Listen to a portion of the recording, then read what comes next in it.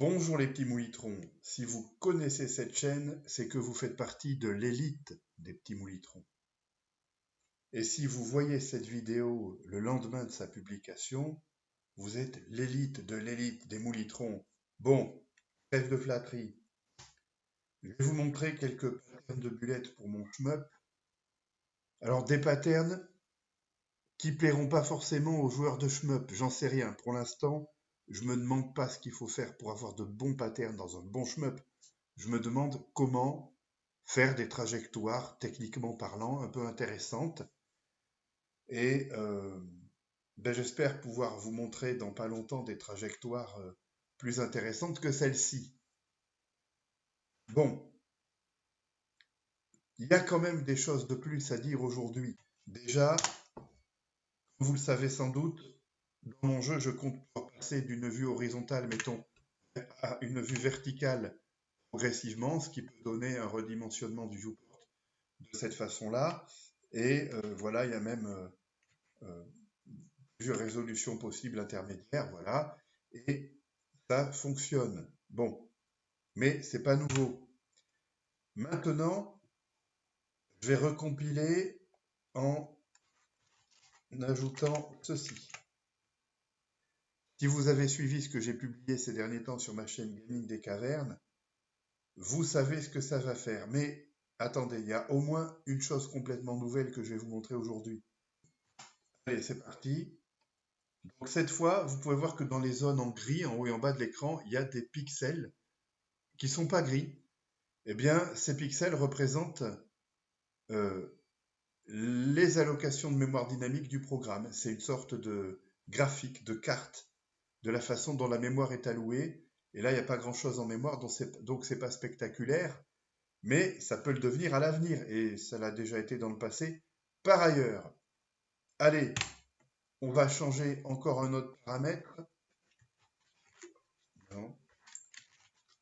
Voilà, hop. Là, on va voir deux indicateurs.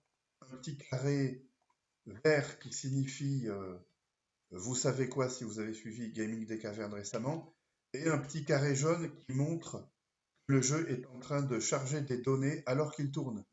Et oui, j'appelle ça un jeu alors que c'en est pas encore un du tout, je sais. Bon, hop. Ce programme ne me sert qu'à visualiser des patterns de bullettes pour le moment en tout cas. Voilà, quand il y a du carré jaune, c'est que le programme charge des données en temps réel dont il a besoin là tout de suite et qui ne se trouvaient pas déjà en mémoire. Voilà. Et il est probable que ce soit très scalable pour faire un jeu complet qui pourrait à la limite tenir en un seul bloc comme Swive, même si je ne sais pas si je compte faire un shmup qui tiendra en un seul bloc ou pas. C'est pas de fait, je me sens tout à fait capable de le faire techniquement. Donc la question, est-ce que je le ferai finalement ou est-ce que je le ferai finalement pas, ce sera vraiment une question de choix en termes de game design, hein. Bon, et alors, le truc totalement nouveau, regardez ça. On peut visualiser les trajectoires, les suivre à la trace, disons ça comme ça. Alors, autant pour une bête trajectoire verticale, ça n'a pas d'intérêt, mais regardez la suite.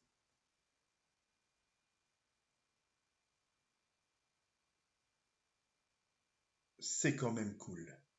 Et vous pouvez voir en bas de l'écran qu'il y a une assez grosse zone de mémoire qui est utilisée rien que pour pouvoir afficher ces traces, parce que, comment dire, ce sont des structures de données qui ont une réelle mémoire, hein, une mémoire avec une durée préprogrammée, et ça prend de la place en RAM, hein, effectivement. Là, j'ai décidé qu'elles avaient 3 secondes de mémoire. Euh, si je mets, mettons, une seconde de mémoire, euh, vous pourrez voir que les traces sont beaucoup moins longues, mais également que ça prend moins de place d'après la memory map. Allez, je change un peu de format de vue parce que ça m'amuse. Voilà, là on a un ratio 5 quarts comme Twill quand on y joue en pâle. Là du 8 tiers comme dans la version de Darius 2 qui a deux écrans. échappe. Et puis juste pour rigoler, on va mettre une mémoire beaucoup plus longue, genre 10 secondes.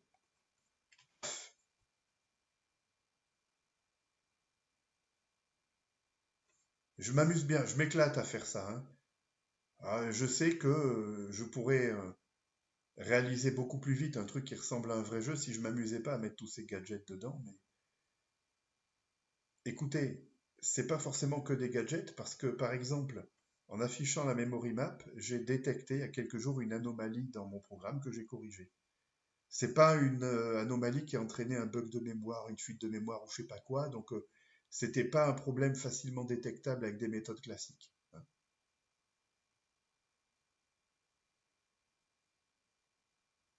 Et oui, allez, un commentaire de votre part serait bienvenu, ça me rassurerait sur le fait que vous avez écouté ça jusqu'au bout, et à bientôt.